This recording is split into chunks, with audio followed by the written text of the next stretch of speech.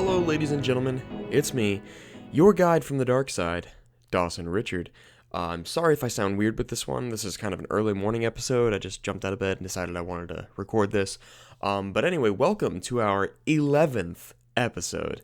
As always, I hope all of you out there are doing absolutely, positively fantastic.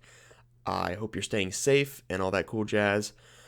Just some quick announcements real quick before we get into today's riveting but also very weird episode.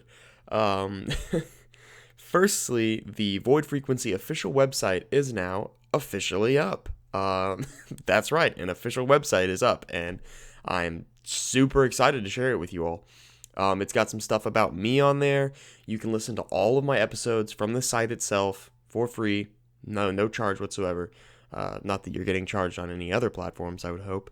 But not to mention I'm in the works of getting my merch store up and running. So for those of you out there who have been asking for like Void Frequency patches and Void Frequency shirts and stuff like that, that'll be coming here soon. Unfortunately, I'm probably only going to have like some fucking stickers and some dinky little coasters or something to start. Actually, you know what? I want to know out there of my listeners right now who would willingly pay money to have an official, genuine Void Frequency coaster to put their cold beverages on in their house. Who would? Email me right now. But yeah, so I'll try to get some shirts and hoodies and all those other goodies on there eventually. But for now, it's kind of a work in progress. So I'll keep you updated on that. But other exciting news, you can now find the Void Frequency on even more platforms. I am officially live on Castbox, YouTube, Google Podcasts, my website, and Spotify. So I cannot tell you how many times when I started this podcast, people always ask me, is it on Spotify? Is it on Apple Music? Is it on Spotify? And like, you know who you are. You're listening right now. You know who you are. But so there you go. I'm on Spotify now. All you fucking Spotify junkies can get your dose of the Void Frequency. But that's my news, guys. Check out my website, get your official Void Frequency coasters, and follow me on Spotify. But all those technicalities out of the way, be advised, if you're squeamish around gore, murder, and other heinous acts of violence, please back out now.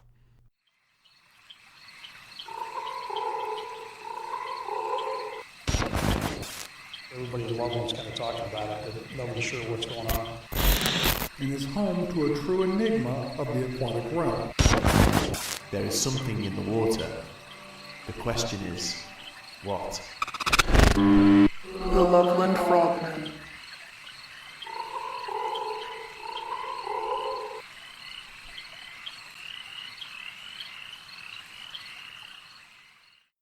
Cryptid lovers of Ohio, rejoice, because this episode is about an odd little cryptid that I was debating on covering a little bit later, but I just said, fuck it, let's just fucking do it now. So today's episode is on the Loveland Frogmen. Yes, frogmen, frog people. This is a really fucking weird cryptid, and it's just such an odd concept, so I picked it because it's just so fucking weird, and we're going to cover it. But anyway, I'm not going to waste too much time on the details. Let's just dive right into this monster.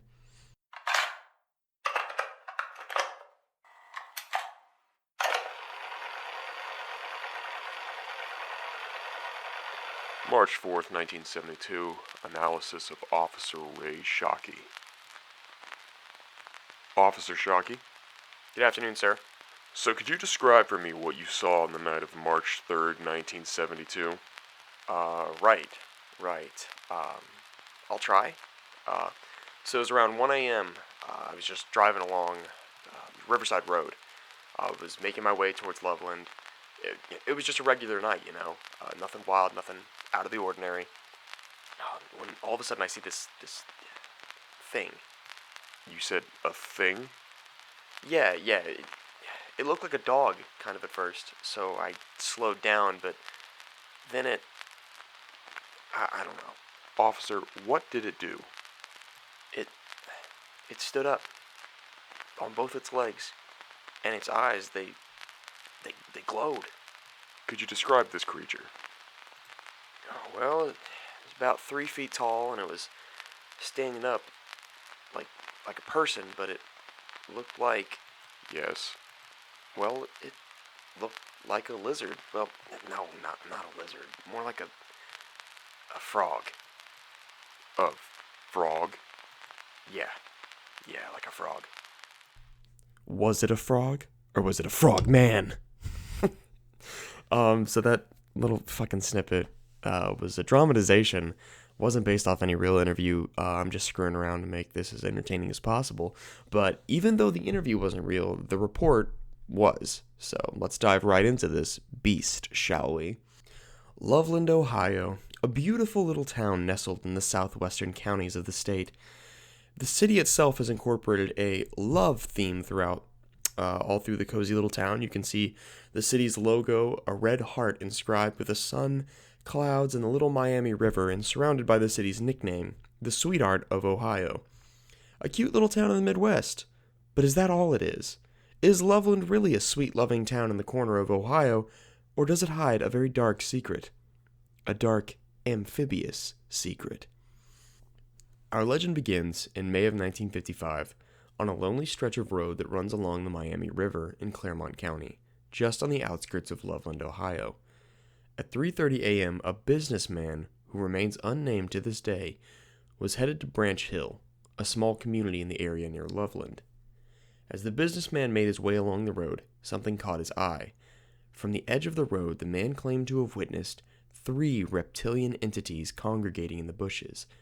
The man pulled his car to the curb and observed these creatures for what he estimated to be about 3 minutes. During this time, he noticed that these strange creatures stood between 3 and 4 feet tall, were covered with leathery skin, and had webbed hands and feet. Their most distinguishing characteristic, however, was their distinctly frog-like heads, which the man claimed bore deep wrinkles where their hair should have been.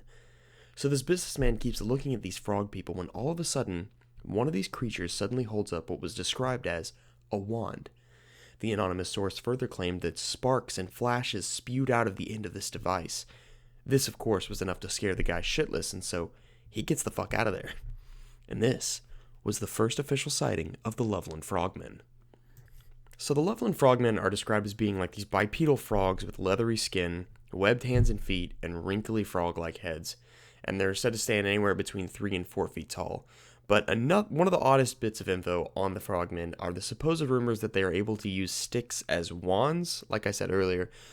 Some reports say that it was like a metal cylinder rather than a stick, but either way, the reports of these frogmen, describe them holding sticks or wands, like they used to shoot sparks or bright lights.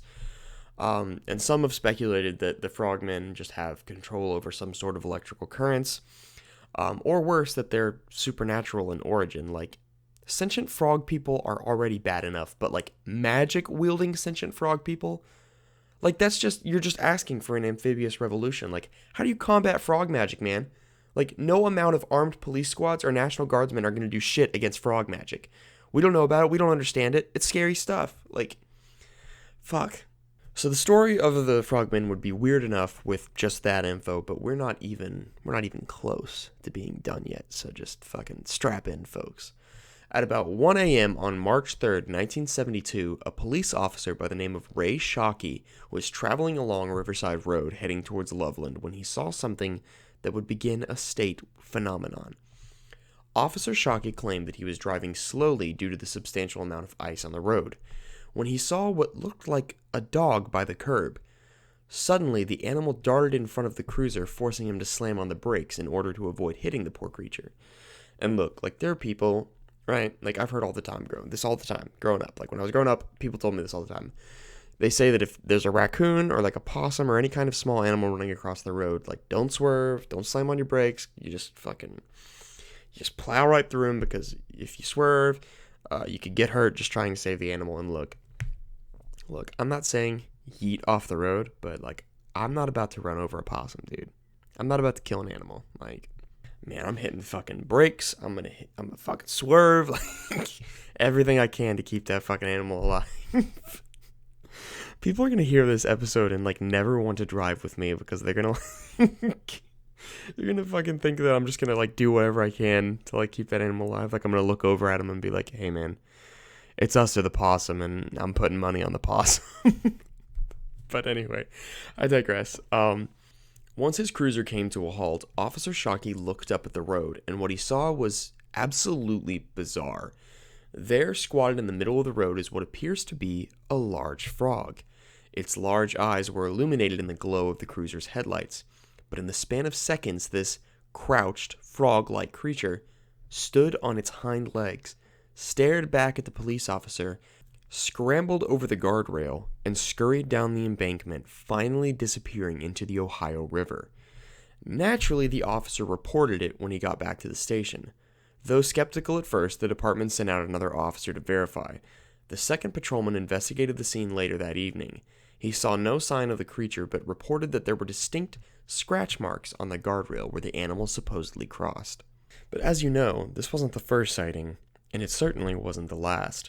The second sighting occurred 2 weeks later when another police officer, Mark Matthews, had another encounter with the Frogman. According to the report, Officer Matthews, while driving into Loveland, spotted what he believed to be an injured animal lying on the pavement. Matthews climbed out of his cruiser with the intention of moving the dying animal off the road. He stepped out of his cruiser and moved closer to the creature when, suddenly, it lurched upwards into a crouched position.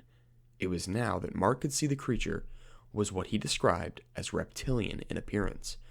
He was taken aback by the frog-like creature, and so Matthews unholstered his revolver and fired a shot at the creature, which then proceeded to hobble over to the side of the road and step over the guardrail, all the while keeping its eyes on the trigger-happy officer. Matthews' Frogman matched the first officer's description down to the last detail. Matthews, however, did include that there was a slight nub-like formation of a tail on this one, whereas Shockey said there was not. So with both of these sightings, they brought in this artist to draw out what the two men saw. They both described it and both confirmed the drawing as what they had seen.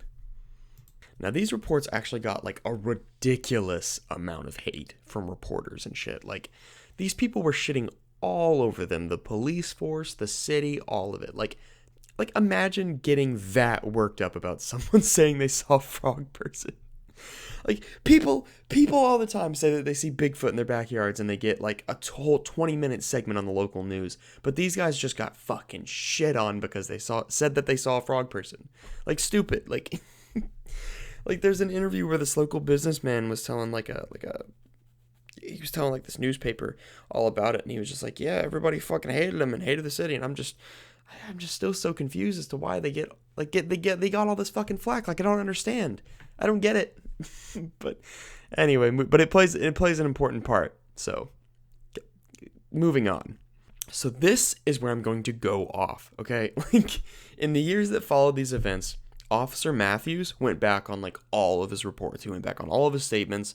He started claiming that the creature in question was nothing more than a large reptile. He said it was an iguana, which escaped from its owner, which is like, whatever. I guess it's plausible. Like, but then he goes further and says that the only reason he shot at the creature was to help confirm Shockey's story. It's just weird because like he made a testimony. Now there's like a counter testimony, and it's just. And there's this 2001 email interview with Matthews. And at this point, he's retired, and he keeps explaining that the incident was blown completely out of proportion, my bad. He stated that it was and is no monster. Okay, but why, after all these years, is Matthews debunking his own story? Like, the thing is, both officers told the media that the creatures resembled the sketch in 1976. They both separately described the creature. It matched up. So let me tell you what I think, okay? Let me tell you what's going on in my head, right? I think that Matthews was tired of getting all this flack, and so to, like, in a way, clear his name, he decided to convince himself that what he saw wasn't real. But, like, also, like, there's just so much confusion. Like, get this, okay, if he was just supporting Shockey's story, so if he was just fabricating it all, then why come up with this stupid counter story of it being an iguana the whole time? Like, and he makes the comment that, like, the iguana didn't have a tail, which is why he mistook it for a frog. Like, why if it wasn't real and you were just doing it to support Shocky's story, why wouldn't you have just been like, yeah, I didn't see anything? Like, why do you need to come up with a counter story? Like, why do you have to convolute it more by being like, well, actually, it was an iguana? Like, that doesn't make sense, because that implies that at the time you saw an iguana, believed it was a frogman, but then, like, convinced yourself or came to the realization later that the creature you saw was actually an iguana, which, like, would only make sense if you had just never seen an iguana and you were just, like, shown a picture and were like, oh, fuck, that's the frogman. Like, and I just find that so fucking hard to believe. Like, it's stupid. And then why did you shoot at it? Like, it was confirmed he shot at it because he got back to the station, said that he shot at it. They checked his revolver, was missing around. Like, there's no point. Like, iguanas aren't that terrifying, and they certainly don't match the description that you gave, and they certainly, like, like, oh my god. So, like, you know he shot at it. You know he shot at the iguana. But, like, and my thing is like, no one's gonna shoot at an iguana, okay? Like, you ever seen an iguana? Like, I find it hard to believe that anybody would be that fucking startled or shocked by an iguana that they would fucking shoot at it. But, I mean, I don't know. Fuck, you see cops these days. But, like, I don't know. So like since when do iguanas stand on their hind legs at 4 feet fucking tall? Anybody, literally anyone in the fucking comments or at my email, send me a picture of a toddler-sized iguana walking around with a wand in its hand, and I will take all of this back. I will fucking send a personalized apologize letter to Mark Matthews, and I'll eat my fucking shoe or some shit like that. I don't know. But Matthews is a fucking liar and a fucking sellout, because now he's leaving Shockey on his own, and now Ray Shockey seems like a fucking psycho, okay? Rant over. Okay, but, like, I know what you guys are thinking at this point. You know, you're like, okay, Dawson, but, like, all that shit happened in the 50s and the 70s and the 80s. There's no way that frogmen have been sighted in the modern era of technology. Okay, well, yeah, that's where you're wrong, okay? Because the legacy of the frogman lives on, okay? And in 2016, Sam Jacobs and his girlfriend were walking around the Beth Adams Synagogue on Loveland Madeira Road. What was this couple up to in the wee hours of the night, right? We're probably wondering. Well, they're playing Pokemon Go. Like, do you guys remember that game? Like, the little Pokemon mobile game where you have, like, actual Pokemon encounters on, like, an actual map of the actual world. So, like, people are, like, walking around, like, fucking Walmart, and there's, like, Charizards in, like, the gaming department, and there's, like, fucking a Squirtle at, like, the Starbucks down the road. I don't know. Just look it up. Like, if you really like want to know that badly what Pokemon Go is just from listening to this, just go look it up. Like, but you're bound to find some hilarious fucking stories on this shit. Like, I remember hearing about people, like, sneaking onto military installations, or, like, walking into traffic, or, like, falling off of high slopes. And, like, when the officers asked them, like, what they were doing, it's because they were fucking nose deep in some fucking Pikachu hunting. Like, like, fucking wild. But anyway, Jacob said the night was going perfectly fine, just some fucking Pokemon catching, and they'd crossed the train tracks to the banks of Lake Isabella when he spotted something strange. Jacob said in a statement, "We saw a huge frog near the water. Not in the game, this was an actual giant frog. Then the thing stood up and walked on its hind legs. I realize this sounds crazy, but I swear on my grandmother's grave this is the truth." Jacobs claimed the frog stood around 4 feet tall. He also managed to snap some shots of the creature. Literally just look up Loveland Frogmen, and I guarantee the first, like, 3 or 4 pictures, you'll see, like, this little dark shape squatting in the water, and his eyes are just fucking huge, and they're all lit up and shit. It's actually pretty wild. Like, I know people are always like, oh, well, why is it that all the pictures you take of cryptids are fucking, you know, shot at potato quality? But this one actually looks like it could reasonably have been, like, taking a picture, like, on a phone at night, because, like, I don't know about you guys, like, I got a fucking Google Pixel 3, and, like, it's supposed to have, like, a really good camera, but if it's, like, at night, or, like, the lighting's not quite right, dude, like, it looks like I'm taking a picture on, like, a fucking film, like, not like a film camera, but, like, a disposable camera, you know what I mean? But anyway, so Jacob said he doesn't know what to think of the sighting. He says not sure if it was a frogman or just a giant frog. Either way, I've never seen anything like it. I also just want to take, like, a moment, just take some time to admire the fact that in this real interview, he was like, so there was this huge frog, but, like, not in the game. It was, like, real. Like, I love that. I love that he had to clarify that. But anyway, other than the stuff I've already covered, there's not much else on the Loveland Frogmen. There's a musical built around the story of the Frogmen, and even a race that is held annually in the Loveland area called the frog race, or like the Loveland Frogmen run or something like that. So clearly, despite the controversy of the story, these little frog guys hold some special place in the hearts of the town's citizens. But what's the truth, and what's just an elaborate hoax? Did Officer Shockey and Matthews really see the infamous Loveland Frogmen, or was Matthews' story just a cover-up? Are there truly humanoid frogmen stalking the rivers of Ohio, or is it all just a fabricated folktale? We may never know the truth, but don't be so careful, dear listener, especially around the river's edge in Ohio. You never know what may be lurking just below the surface. Well, that is it for this one, ladies and gentlemen. I hope you enjoyed today's episode. Definitely some weird stuff coming out of Loveland. Though I can't say I'm surprised. Like, there's also this castle in the middle of the woods, apparently, in Loveland, Ohio, that's supposedly haunted by a ghost, but that is a story for another episode. Alright, real quick, conspiracy time. So I asked my wife about all this frog business since she was raised in Ohio, right? And I wanted to see if maybe it jogged any memories or if she had, like, heard anything about it. Nothing. She knew about the castle in Loveland, but nothing about the frogmen. So it's not like she just never heard of Loveland, right? So she knows about Loveland, she knows about the castle, but claims that she doesn't know anything about the frogmen or has never heard of them. So here's my theory.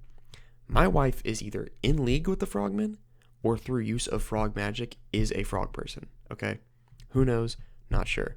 I'm trying to keep my voice low because she's asleep in the other room, and I feel like if she catches on to me, like, I'm gonna go missing. Like, there'll be no more void frequency because the frog people are gonna get me. But so, like, I'll keep you guys updated. But anyway, that's all I got for conspiracy time.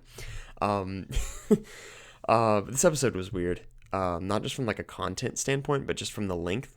Like, there wasn't a whole lot on the frogmen, so I had originally planned to do like these mini episodes called A Dose of Darkness. You know, like, sprinkle them in throughout the season. They're like these 8-12 minute mini episodes every once in a while. But like, this one actually turned out pretty long for what I had, so I just said fuck it. I was like, this is gonna be the 11th episode. Let's go for it. So it's like a full blown episode now. But anyway, that's all I got for you guys for now. We are quickly approaching the end of season 1, and I just want to thank all veteran listeners and first-time followers of the show. Your support and encouragement from the show pushes me to be better and keep making awesome content for you guys. So anyway, I hope you all have an amazing night, day, whatever the hell it is. Also, make sure to find me on Instagram at The Void Frequency, or if you want, check out the website at thevoidfrequency.wixsite.com/podcast. I'll have, obviously, the links in the description. But take it easy, stay away from frog people, and, of course, stay weird, everybody. Good night.